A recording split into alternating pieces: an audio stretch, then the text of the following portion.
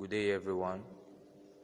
Today we are going to be talking about the simple siphon under fluid mechanics.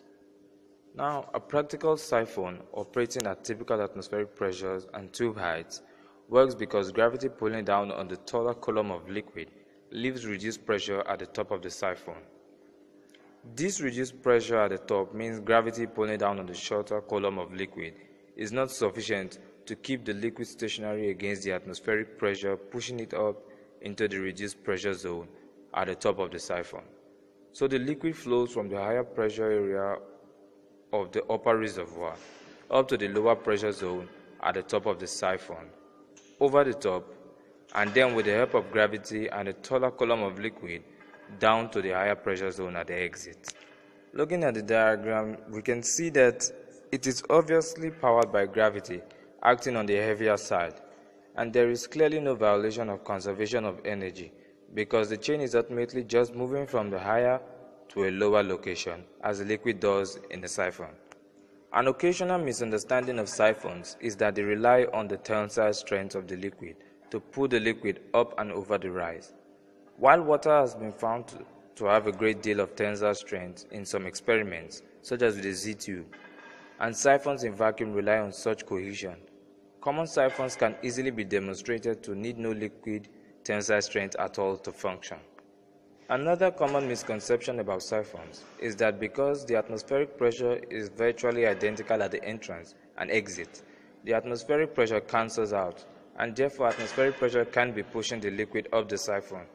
But equal and opposite forces may not completely cancel if there is an intervening force that counters some or all of one of the forces.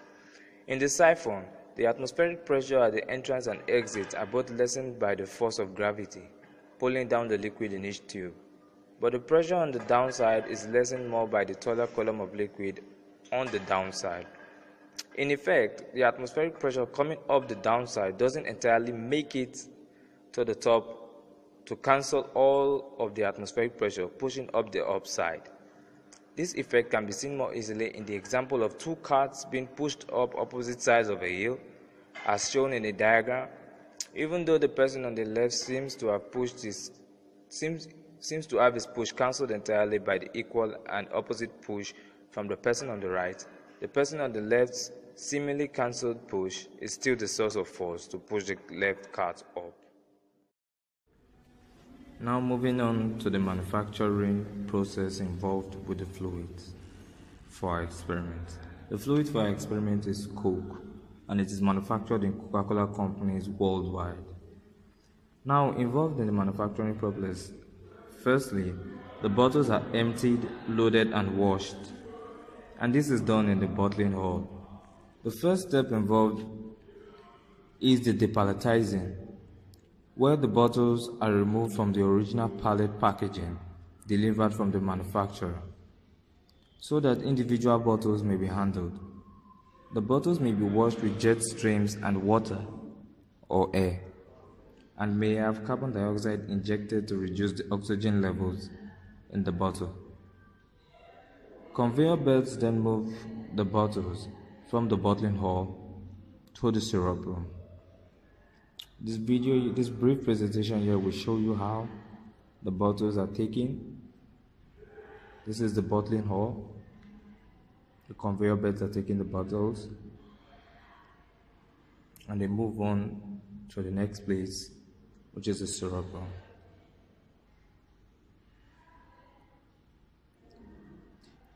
In the syrup room, this is where mixing occurs. Here we can find components such as the mixing tanks, which ensures a perfectly homogeneous mixing result.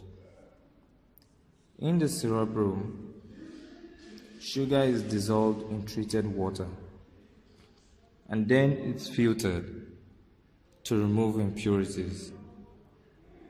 And then the flavorings, colorings, and all the other ingredients are added and mixed. It is also in the syrup room that gases are also added to the drink to give it the effervescence, or better still, what young ones call the fizz.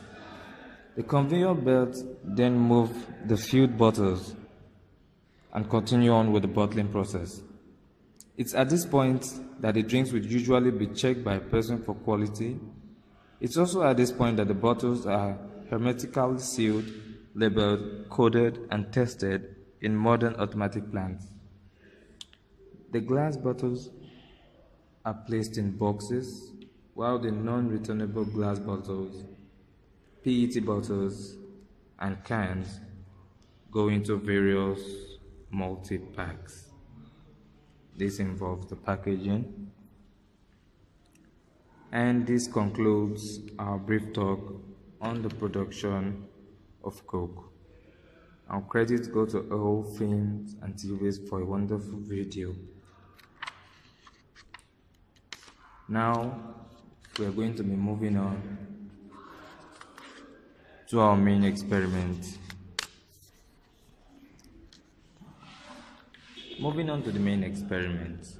As we have said at the introduction, we explained a brief on siphon. For the experiment, we started by placing a cup on a wooden column to give it a certain height, and another cup was placed on the table. The first cup was filled with Coke and the hose is placed in both cups. We use a syringe to start with the initial sucking of the fluid, but as the syringe is removed, the fluid continues to flow through the pipe unaided. This is because of the force of gravity pulling down on the cup on the table is not sufficient to keep the Coke stationary against the atmospheric pressure pushing it into the reduced pressure zone at the top of the siphon.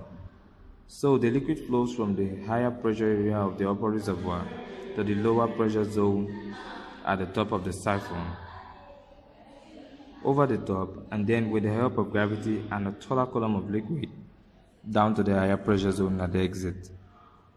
Now for this other scenario, we increase the height of the shorter column a bit. Let us observe what happens. We can clearly see that the fluid flows into the shorter column and it stops at the point in which they get to the same height in both columns. At that point, we can see that the siphon is in equilibrium and that the force of gravity was sufficient enough to keep the fluid stationary against the atmospheric pressure pushing against it. The third scenario as well follows the second scenario, but in this case, we reduce the height of the first column. The fluid flows as well, and when it gets to equilibrium, siphoning stops. The third case scenario and the third case and the second case are mostly similar. Moving on to the last case scenario. For the last case, we return the first column to its original starting height and increase the second column a bit. The fluid siphons into the shorter column. If there is no height difference, if the height difference is so much as seen here, the fluids end up siphoning to the shorter column till there's nothing left to siphon.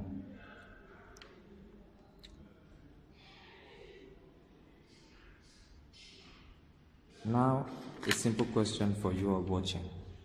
What do you think would happen if while siphoning is in progress, you change the height of both columns and the shorter one becomes the higher one? Do you think siphoning will continue or will it stop completely? You are free to try your own experiment and see, and thank you for watching. Have a nice day. Now moving on to the manufacturing process involved with the fluids for our experiment. The fluid for our experiment is